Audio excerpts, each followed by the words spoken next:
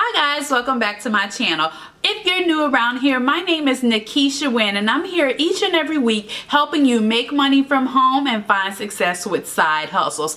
If this is your first time seeing my face, go ahead and click on that subscribe button and click on that bell so you can get notified every time I upload a video. So today I want to talk about failure and what we should do after we fail. A lot of times we are afraid to pursue things in life because we are afraid of that failure. But I just want you to know that that failure is normal and that failure is a part of the learning process. I have seen so many people get literally frozen in fear's path. Like they are so afraid to do so afraid of something that they do nothing. And I don't want that to be you. Trust me, I've had my fair share of failures, hunty. But I continue to grow and continue to progress and be successful because I just don't let it stop me. And I've learned to accept the fact that failure is a part of the process. If you listen to a lot of millionaires and successful people and influencers, they will talk about and tell you that they have failed way more than they have succeeded. So I have just basically learned to embrace that process. So if you are in a space right now where you're just feeling like things are not going well for you, money is tight and you need to try to implement some extra things to make money, or you had a job and you lost that job, or you can't find a job, or you can't figure out a side hustle, or you can't, just figure out life or your finances or whatever it may be, and maybe you have had some failure in those areas, I want to give you a few tips to help you to bounce back from a setback and recover from past failure. The first thing you have to do is get over it. You just have to get over yourself. Get over the feeling. It's okay to give yourself a day or a week, or even if you feel like you need a month to grieve that failure.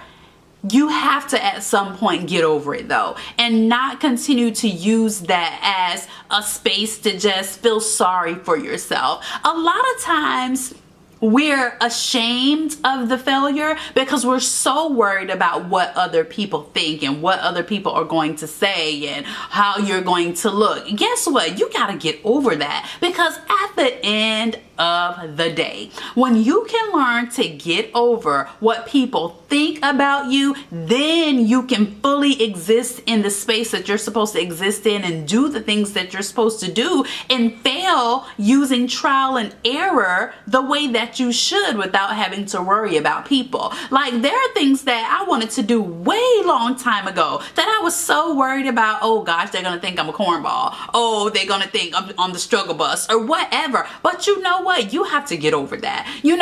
People will keep you broke, busted, and disgusted. And if you're not trying to be in that place, the first thing that you have to do when you fail, because it is inevitable, you will fail at something at some time if you're going to be successful. When you fail, you have to learn how to get over it and recover quick.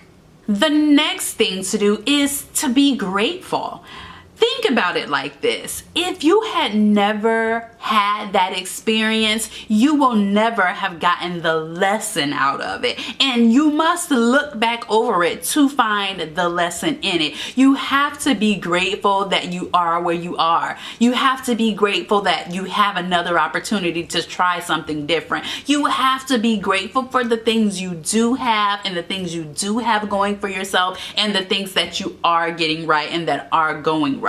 If you can dig deep and find that space of gratitude, it will make that failure feel a little bit less sucky, right? You have to dig and find that place of gratitude. I'll never forget when I lost my job, and my job, I was working at a financial institution, and they laid so many people off, and I was going over and over in my head, like, why did they choose me to lay off? Like, I was taking that thing so personal because But I had basically built my life, or people saw me as this person that was successful in this financial field that I was working in, right? And so I kind of started to take on that persona, if that makes sense, for lack of better words.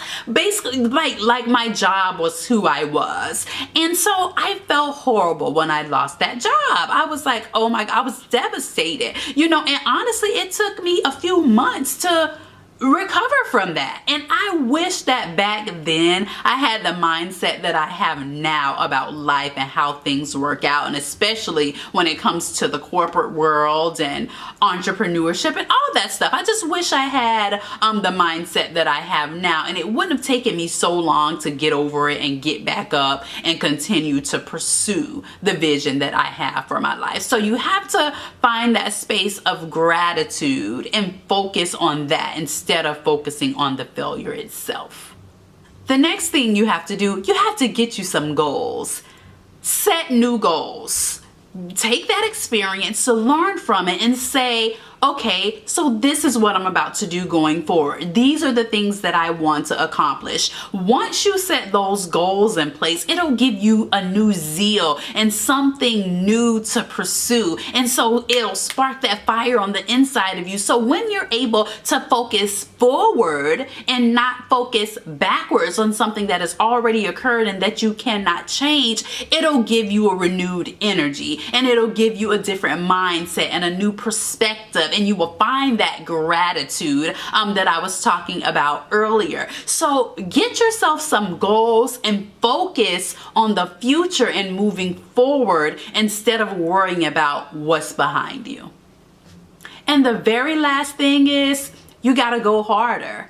At the end of the day, you got to go hard for the things that you want to accomplish. If it's important to you and you want to recover with like huge success, you just gotta go harder. Let that failure drive you to do better. Let it motivate you to just keep going and keep working and hit those new goals with intensity. And I heard somebody use this phrase too, pursue it with reckless abandon, right? So go harder. Say, you know what, I might have failed at that, but I'm about to put everything I have into these new goals, right? So get yourself some goals and go hard.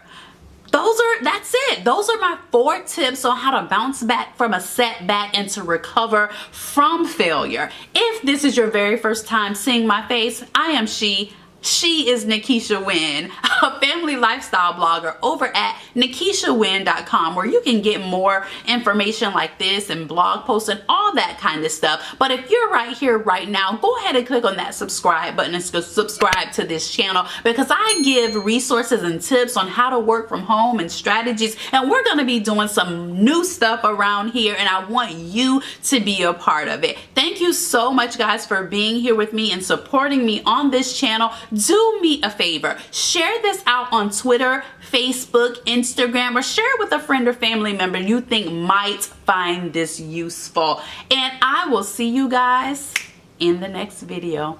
Bye, guys.